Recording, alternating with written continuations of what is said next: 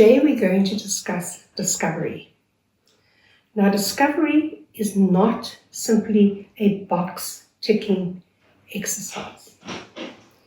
It is something that defines the evidential landscape of a trial. It serves an incredibly important purpose. It informs pleadings, expert engagement, interlocutory strategy, witness preparation, settlement evaluation, trial preparation, and readiness. Discovery can actually start before the close of pleadings. If you have reference to Rule 35.14, you will see that parties can in fact call for documentation for the purposes of pleading, but then it must be strictly necessary for that purpose. There's also Rule 35.12, where if reference is made to a document or a tape recording, either in an affidavit or in pleadings, the parties can call for that document or tape recording. And this is done prior to trial.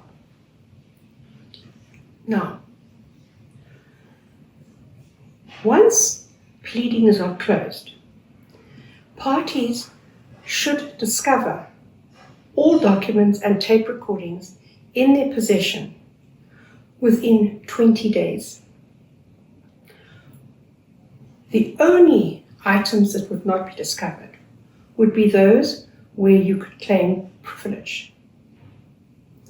If after discovery is made, the parties are not satisfied that full discovery has in fact been made, they can call for full and better discovery in terms of Rule 35.3. After discovery has been made, the parties can, of course, call for inspection and copying of those documents that have been discovered, and that is done in terms of Rule 35.6. So what happens if the parties decide not to comply with the discovery requirement? Well, in those circumstances, you would invoke Rule 35.7 and bring an application to court to compel. Now, there is some interface between Rule 35.7 and Rule 30A.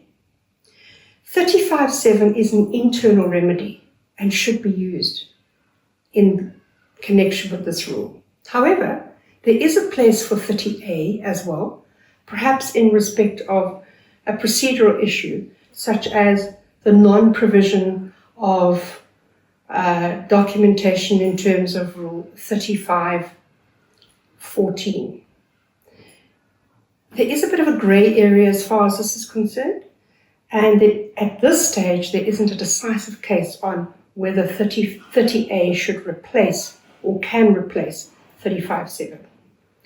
My advice at this stage is invoke 35.7 as the internal remedy and only 30A perhaps in respect of the other issues in the rule.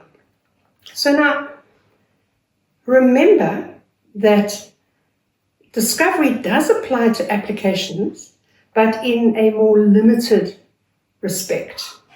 Particularly, as I've referred to already, you could request documentation in terms of 35.12. Now, discovery is an ongoing process.